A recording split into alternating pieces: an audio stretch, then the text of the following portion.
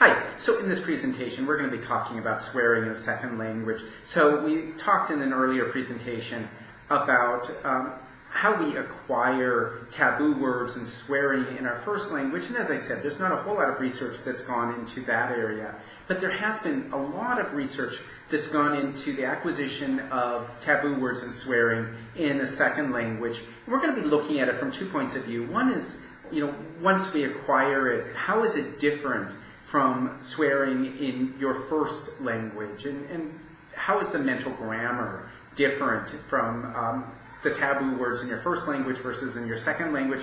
And then in the next presentation we're going to be looking at it with regard to education, how we actually acquire it and learn to swear in the second language. Alright, now when it comes to the emotional force, and this is really where the most research has gone into it, and the bottom line of the research is that the emotional force of taboo words is weaker in one's second language, what we're going to call the L2, than in one's first language, the L1. So just keep those terms straight. The L1 is our first language, L2 is a second language, one that we learn later in life. And for our purposes, we're going to say, draw an arbitrary line, say at puberty, and say anything after puberty we're going to call L2. Now, the research, we can break it into two types. Self-report data, which is where people report their intuitions or their sense of words or their sense of how they respond to words and so on. And this can be interesting, but it also can be questionable. We don't always have great insight into our own inner workings in our mind, but at the same time, this can be really useful research because you can get lots of it. It's really easy to get people to self-report. So one of the earliest research in this area comes from Gonzalez-Regiosa, 1976. And what this research showed was the Spanish and English bilinguals, first of all, they read lists of Spanish and English taboo words, and then they rated themselves in their degree of anxiety, right? So how nervous did the words make them? And then the subjects reported more anxiety after reading the taboo words in their L1 than in their L2. And so what we can take away from this is taboo words cause more anxiety in an L1 than in an L2. Now, that was a relatively smaller scale study. This next one that we're going to be looking at is huge. This was a web questionnaire that Dewaele did in 2004. And I'm not sure if I'm pronouncing his name properly, but we'll say Dewaele. So the question that he was trying to answer by doing this research is the perception of the emotional force of swear taboo words similar in multilinguals' multiple languages? And what he found was that he got 1,039 multilinguals to answer this questionnaire. And so he had questions about what the emotional force of hearing and uttering emotional language in each of the subject's languages, and he collected demographic data, the age, gender, education, age, and context of language learning, what languages do they speak, when did they learn them, all of this. He collected all of these data, and then would ask them questions about how strong are the words, the emotional force of the words in their first language versus their second or even third or even fourth or fifth language. And he got this really nice graph out of it. Very, very clear differences, right? And you get this nice line going like this. So the L1 has the strongest emotional force, so perceived emotional force of the taboo words, highest over here for the L1, above a 4. And then in the L2, you've got about a 3.5. For the L3, you've got below a 3. And then for the L4, below a 2.5. And there was no significant difference between the L4 and the L5. The rest of these had significant differences between them, showing that, with this large sample size, he was able to show this very clean, very nice difference between the emotional force in the first language versus the second language. So that is that if you speak English, let's say as your first language, then a taboo word like fuck in English is going to be stronger emotionally for you than an equivalent taboo word in whatever language you learn as your second language. So if you learned Portuguese as your second language, then whatever the equivalent of fuck is in Portuguese, you know, on a tabooness scale, it's not going to have as much strength emotionally for you as the English word would. So, what he took away from this was that the perceived emotional force of taboo words is highest in the L1 and gradually lower in languages learned subsequently. And then another question that he asked is, what is the effect of the context of acquisition, naturalistic versus instructive versus mixed, on the perceived emotional force of taboo words? And again, he gets this very nice graph out of it. So now, of course, we're not looking at the L1 because that's always learned in a naturalistic environment. We acquire it just by being immersed in the language. But what he's thinking about is bilinguals who are, you know, just immersed in the language and they acquire it naturally without going to classes, without reading books, and so on. And those people, not surprisingly, have the strongest emotional force for it. Here, pretty close to what we're seeing, what we saw earlier for the L1. Then mixed would be a little bit of classroom and a little bit of immersion, and then the first one, the instructed, is going to be just in the classroom. You just learned it in the classroom. That's where you acquired your second language. Not surprisingly, then that's the one that's going to have the lowest force. And then again, we see this nice decline for the L2, L3, L4. So, again, the takeaway, participants who learned their languages in a naturalistic context gave higher ratings on emotional force of taboo words in that language than instructed language learners. And here I think is a very nice sort of impressionistic account of it.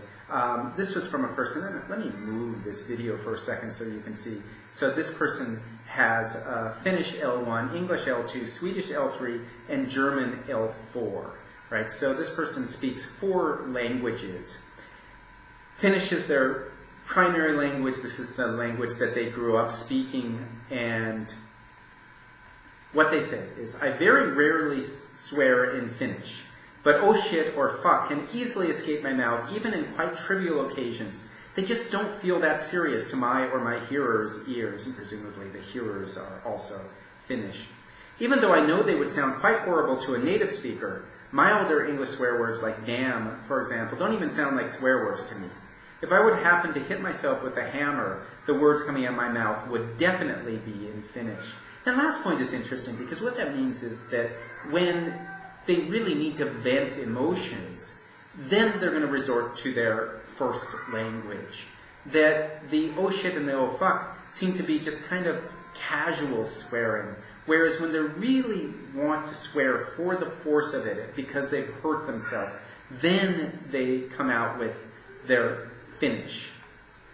And we find that repeatedly in this questionnaire that Dewaele did. Many people kind of reconfirmed that notion. And so Dewaele in his study left open-ended questions as well, where people could just write impressions. Now, as I said, that's self-report data. We also have some good laboratory data that I want to show that confirms this. And it's always nice to have that both self-report data that you can have massive amounts of it, massive amount of data. Here you have more than 1,000 people contributing. But it's also nice to be able to confirm it in a laboratory with testable means. And so Harris et al. 2003, what they did was they found that they could measure the emotional impact of words through their effect on autonomic reactivity. So an autonomic response, this is when you've got some sort of stimulus and it causes the body to react in some way. And we talk more about this in the module on language in the brain. We talk more about those autonomic responses coming from the emotional brain. But so basically what it is you've got these physical responses. Your heart starts beating harder and your fingers start sweating. And it's the fingers in particular that they're able to measure. So what they do is they've got this electrodermal monitor where they put electrodes onto the person's fingertips. And what happens is electricity, of course, conducts more when there's moisture. And the more moisture, the better the conductance. And so they're able to test this, how agitated a person is, how much they're reacting emotionally to the stimulus. And here the stimulus is language. And particularly what they do is they have neutral words, they have more emotionally strong words, like say love or hate. And then they've got taboo words, and they measure it. And of course, what we find is that the taboo words elicit greater skin conductance responses compared to neutral words, in fact, compared to any words. That's part of what makes taboo words taboo, is that they cause a more of an emotional response than other words. So, what they asked was, do words with equivalent semantic content in an L1 and L2 generate different degrees of autonomic reactivity? And when they say semantic content, they're focusing on the social semantic content there, not so much on the informative. And they discussed this in their study, that it's not so important that they mean the same thing informatively as that they are rated the same on a tabooness scale. And so they've got native speakers who rate them for English, and then native speakers who rated them for Turkish. And so they took 32 Turkish-English bilinguals, and then they rated a variety of stimuli for pleasantness in Turkish and in English, and skin conductance was monitored via the fingertip electrode. So basically they would see a word up on a computer screen, like say fuck, or its equivalent in Turkish, and they would then rate it for how pleasant that word or unpleasant it is, and at the same time they were being monitored to see their emotional response to the words. And what they found was, with neutral words, there's very little difference between your emotional response in your L1 and your L2. So Turkish is the L1, English is the L2 for these people. For positive words like love, there's a little more of a difference. For negative words like hate, even more of a difference here. And in fact, it starts to even go down a little bit in the emotional response, whereas with the Turkish it goes up. Reprimands, you see quite a difference here. Reprimands, this would be things like shame on you, or how could you, things you would have been said to as a child. And it's not surprising, I guess, that these adults who've learned English as their L2 after puberty are not going to respond much to reprimands, because they probably haven't even heard them that much in their L2 English, whereas in Turkish, it's still going to resonate with them when thinking back to their parents reprimanding them. But here's the one, of course, that we're most interested in, and that is the taboo words, where we find that, of course, they are stronger when in their English L2, and that's good. I mean, that they have acquired these words, they know that they're emotionally strong, and they have this emotional response to them, but it's significantly stronger in their L1, and that's the point here, and we're able to demonstrate that in the laboratory. So this raises, of course, the question, why are taboo words more emotional in the L1? And there's been some speculation about this. So Dewaele and Pavlenko speculate that the L2 is frequently the language of schooling, work, and professional achievement. Right? So you learn an L2 at school, you learn it for work, or you learn it to get ahead in your profession. And so those places are associated with emotional control, autonomy, and achievement. And so it's not surprising then that in those contexts, emotion doesn't enter into it that much, and taboo words are emotionally charged, and so they're not going to be part of that learning as much.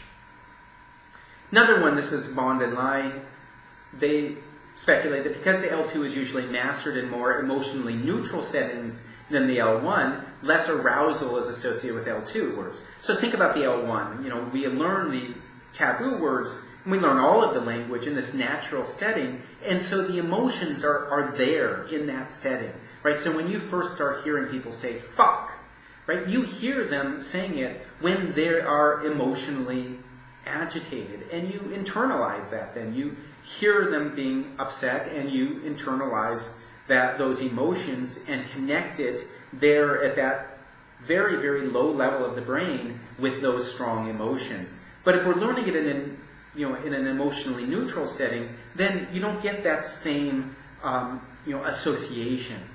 Harris et al. Say that the L1 has greater connections with the subcortical brain structures which mediate emotion, including amygdala-mediated learning. And so we talked about this a little bit. We talk about this a little bit with the language in the brain as well. And so you can see then, if you go to that module and look again at those content videos, you'll see us talking about amygdala-mediated learning. This is where there's a strong emotional response, usually fight or flight, and it triggers some sort of memory association. And so it's not surprising that L1 is going to have greater connections then with those that subcortical brain for various reasons. It may have to do with plasticity of the brain, that as we get older, we don't make the same associations that we did when we were younger, or it may just have to do with the setting. But what they're saying is that there seems to be a greater linkage of these taboo words in your L1 with the subcortical brain, with the limbic system, than there is with the L2. All right, that does it for looking at the emotional side of it and L2 acquisition. In the next one, we're going to be looking at education and how we acquire swearing in a second language.